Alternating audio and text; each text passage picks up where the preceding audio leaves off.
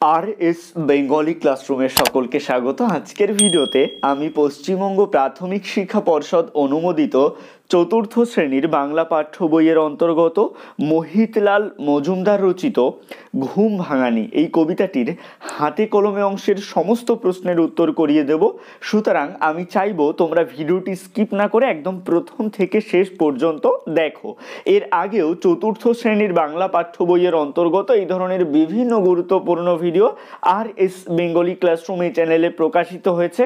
তোমরা যারা এখনো পর্যন্ত সেই ভিডিওগুলি দেখে উঠতে পারোনি তাদের জন্য আমি ডেসক্রিপশনে প্লেলিস্টের লিংক দিয়ে দেবো, তোমরা অবশ্যই সেখান থেকে ভিডিওগুলি দেখে নিও। তো শুরু করছি আজকের মূল ভিডিও। হাতে কলমে অংশে এক দাগে বলা হচ্ছে, মোহিতলাল মজুমদারের লেখা দুটি কাব্যগ্রন্থের নাম লেখো। তোমাদের কবি পরিচিতি অংশে তোমরা প্রচুর কাব্যগ্রন্থের নাম পেয়ে যাবে। দেখো সেখান থেকে আমি দুটো কাব্যগ্রন্থের নাম লিখেছি। মোহিতলাল মজুমদারের লেখা দুটি কাব্যগ্রন্থের নাম স্বপন পসারি ও বিস্মরণী। দুই দাগের প্রশ্ন, তার সম্পাদিত দুটি পত্রিকার নাম লেখো। এই প্রশ্নের উত্তর তোমরা লিখবে, মোহিতলাল মজুমদারের লেখা দুটি পত্রিকার নাম বঙ্গদর্শন ব্র্যাকেটে লিখবে নবপর্যায় ও বঙ্গভারতী। এবারে চলে আসছি তিন দাগে। এখানে বলা হচ্ছে, পূর্ণিমায় ফুটফুটে জোছনা যেমন তেমনি ড্যাশ অন্ধকার অমাবস্যায়। তিন দাগের শূন্যস্থানে লিখবে ঘুটঘুটে। এবারে চলে আসি চার দাগে। এখানে বলা হচ্ছে, পিটি পিটি ও মিটি মিটি তাকানোর অর্থ হলো, শূন্যস্থানে লিখবে বারবার চোখ খোলা ও বোঝা। পাঁচ দাগে বলা হচ্ছে, লক্ষ্মীটি শব্দটি কবিতায় যে অর্থে ব্যবহার হয়েছে, শূন্যস্থানে লিখবে ভালো। এবারে চলে আসছি ছয় দাগে। এখানে বলা হচ্ছে, কবিতায় কিছু শব্দ উচ্চারণে তার মূল চেহারা থেকে বদলে গেছে। বদলে যাওয়া চেহারার পাশাপাশি মূল শব্দগুলি লেখো। উত্তরগুলি লিখে নাও। জোছনা এর মূল শব্দ জ্যোৎস্না, বিছনা এর মূল শব্দ বিছানা, নিঝঝুম এর মূল শব্দ নিঝুম, আবছায় এর মূল শব্দ আবছায়া, নিবে এর মূল শব্দ নিভে, শ্যামা পাখি এর মূল শব্দ শ্যামা পাখি, মাঝখানে হাইফেন দেবে না। এবারে চলে আসছি সাত দাগে। এখানে বলা হচ্ছে, কবিতা থেকে ধ্বন্যাত্মক শব্দগুলি খুঁজে নিয়ে তা দিয়ে স্বাধীন বাক্য রচনা করো। ধ্বন্যাত্মক শব্দ হলো যে শব্দ নির্দিষ্ট কোনো ধ্বনির অনুকরণের তৈরি, অর্থাৎ কোনো ধ্বনিকে বোঝায় বা ধ্বনিকে না বোঝালেও নির্দিষ্ট ভাব প্রকাশ করে, সেটা হলো ধ্বন্যাত্মক শব্দ। যেমন ঝনঝন, ঠন ঠন, কনকন, এগুলো হচ্ছে ধ্বন্যাত্মক শব্দ। তো এই ধরনের ধ্বন্যাত্মক শব্দ কবিতা থেকে খুঁজে বার করতে হবে এবং সেগুলো দিয়ে স্বাধীন বাক্য রচনা করতে হবে। তো কবিতায় এই রকম কিছু ধ্বন্যাত্মক শব্দ হলো ফুটফুটে, ঝুমঝুম, পিটি পিটি, মিটি মিটি, ঠন ঠন, ঘুম ঘুম, ফুরফুর। এগুলি দিয়ে বাক্য রচনা করবে। এগুলো তোমরা নিজেদের ইচ্ছে মতো করতে পারো। ফুটফুটে দিয়ে বাক্য রচনা, ফুটফুটে জ্যোৎস্নার আলোয় চারিদিক ভরে গেছে। ঝুমঝুম দিয়ে বাক্য রচনা, নুপুরে ঝুমঝুম শব্দ তুলে দৌড়ে গেল মেয়েটি। পিটি পিটি দিয়ে বাক্য রচনা, ইঁদুরটি পিটি পিটি চোখে চাইছে। মিটিমিটি দিয়ে বাক্য রচনা, সন্ধ্যার আকাশে মিটিমিটি করে তারা জ্বলছে। ঠন ঠন দিয়ে বাক্য রচনা, ফুচকাওয়ালা ঠন ঠন ঘন্টা বাজিয়ে ফুচকা নিয়ে হাজির। ঘুম ঘুম দিয়ে বাক্য রচনা, ভোরে উঠে অনেক ঘুম ঘুম চোখে পড়তে বসে। ফুরফুর দিয়ে বাক্য রচনা, ফুরফুর বাতাসে ঘুড়ি উড়ছে। এবারে চলে আসছি আট দাগে। এখানে বলা হচ্ছে, নিচের প্রশ্নগুলির একটি বাক্যে উত্তর দাও। আটের এক দাগের প্রশ্ন, কবিতায় কোন ঋতুর কথা রয়েছে? দেখো কবিতায় আমরা একটা লাইনে পাই যে ফাল্গুনে বনে বনে পরিরাজে ফুল বনে। এখানে আমরা ফাল্গুন শব্দটা পাচ্ছি, তাহলে এই অনুযায়ী এটা হয় বসন্ত ঋতু। তাই এখানে উত্তর লেখা রয়েছে, মোহিতলাল মজুমদার রচিত ঘুম ভাঙানি কবিতায় বসন্ত ঋতুর কথা রয়েছে। এবারে চলে আসছে আটের দুই দাগের প্রশ্ন। এখানে বলা হচ্ছে, গান গেয়ে কারা ডাকে? এই প্রশ্নের উত্তর তোমরা লিখবে, মোহিতলাল মজুমদার রচিত ঘুম ভাঙানি কবিতায় বনের পরীরা গান গেয়ে ডাকে। আটের তিন দাগের প্রশ্ন, জানালায় মুখ বাড়িয়ে বাইরে কি দেখা গেল? এই প্রশ্নের উত্তর তোমরা লিখবে মোহিতলাল মজুমদার রচিত ঘুম ভাঙানি কবিতায় জানালায় মুখ বাড়িয়ে সাদা জ্যোৎস্নায় গাছের রূপলি বর্ণের পাতাগুলো দেখা যায়। ৮-এর ৫ দাগের প্রশ্ন, ওগো শোনো কান পেতে, কান পাতলে কি শোনা যাবে? এই প্রশ্নের উত্তর তোমরা লিখবে মোহিতলাল মজুমদার রচিত ঘুম ভাঙানি কবিতায় কান পাতলে পরীদের গান শোনা যায়। ৮-এর ৬ দাগের প্রশ্ন, চুপি চুপি ভয়ে ভয়ে কবিতার কথক কোন কাজ করতে চায়? এই প্রশ্নের উত্তর তোমরা লিখবে মোহিতলাল মজুমদার রচিত ঘুম ভাঙানি কবিতায় কবিতার কথক চুপি চুপি ভয়ে ভয়ে জুতো মোজা পায়ে দিয়ে পরীদের খুঁজতে চায়। ৮-এর ৭ দাগের প্রশ্ন, তার উদ্দেশ্য সফল হলো কি? এই প্রশ্নের উত্তর তোমরা লিখবে মোহিতলাল মজুমদার রচিত ঘুম ভাঙানি কবিতায় কথকের পরীদের খোঁজার উদ্দেশ্য সফল হয়নি। এবারে চলে আসছি ৯ দাগে। এখানে বলা হচ্ছে ভিজে জবজবের মতো আর কোন কোন শব্দ পাশাপাশি পাতায় লিখতে পারো তা কবিতাটি থেকে খুঁজে নিয়ে লেখো। উত্তরে লিখবে ফুটফুটে জোছনা, ঝকমকে পল্টন। এছাড়াও যদি এই ধরনের শব্দ তোমরা খুঁজে বার করতে পারো অবশ্যই লিখবে।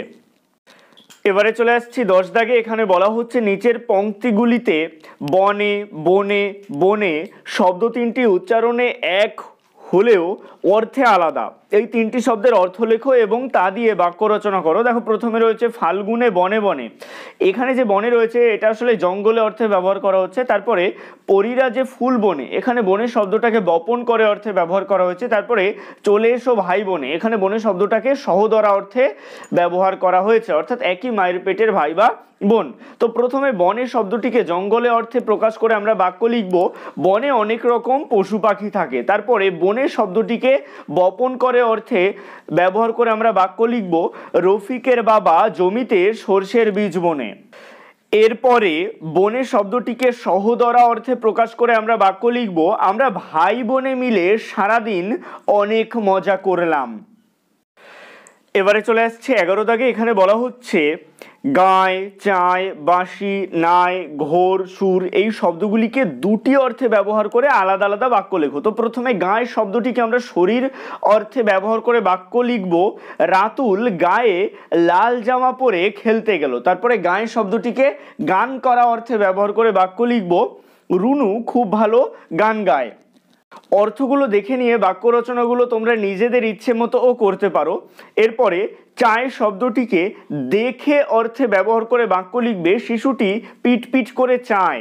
তারপরে চায় শব্দটিকে প্রত্যাশী হওয়া অর্থে ব্যবহার করে বাক্য লিখবে বাবা মা সন্তানের সাফল্য চায়।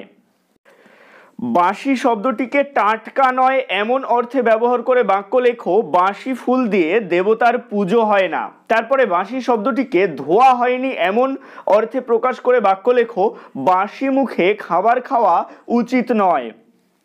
এরপরে নায় শব্দটিকে নৌকো অর্থে ব্যবহার করে বাক্য লিখবে নায়ে চড়তে আমার খুব ভালো লাগে। তারপরে নায় শব্দটিকে স্নান করে অর্থে ব্যবহার করে বাক্য লিখবে রফিক পুকুরে নায়।